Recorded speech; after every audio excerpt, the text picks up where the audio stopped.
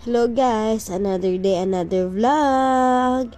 So for today's video guys, kay nagbuhat mi og balanghoy. Kay nag-grave daw ang amuang daddy. First thing to do is kudkuron ang kamoting kahoy. And then i-mix nimo siya ang asukal, ang gata.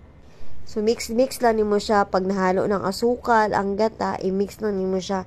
Hantod nga mag-combine siya.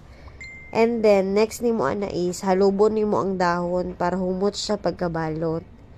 Tapos, trapuhan nimo. And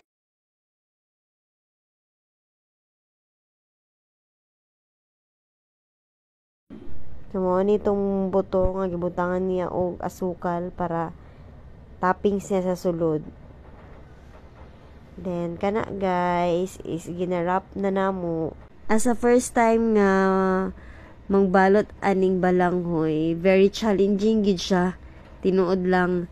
As you can see sa kung binalutan ni guys, diba? Kanang nagkayungit pa. Pero, kadugayan, murag mahasa na ka. Ayan na. So, ana siya, patience. Patience is a virtue. Ana lang. Samara na sa kinabuhi nato, kinahanglan natong taasan natong pasensya sa ato ang mga kuan, tong mga anak, sa ato ang bana, ingon ana.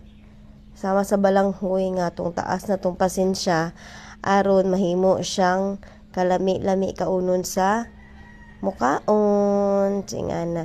So pohon guys, magnegosyo na lang dai may gingani kinaghan kay niingon nga lami daw siya. Mura daw dili first time nga nagluto ani. So, humanda and then abang-abang sa mo palit ani.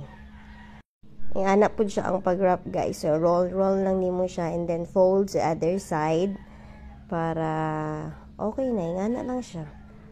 O, diba? Makita ninyo na gagmay, na dagko.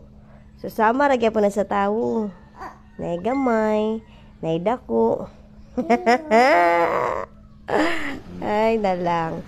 And then ka na, iputan na niya siya sa steamer para maluto na siya. And then, it takes 30 to 45 minutes siya magluto. And then, dili po nimo, sa medium heat lang po nimo siya i-ana.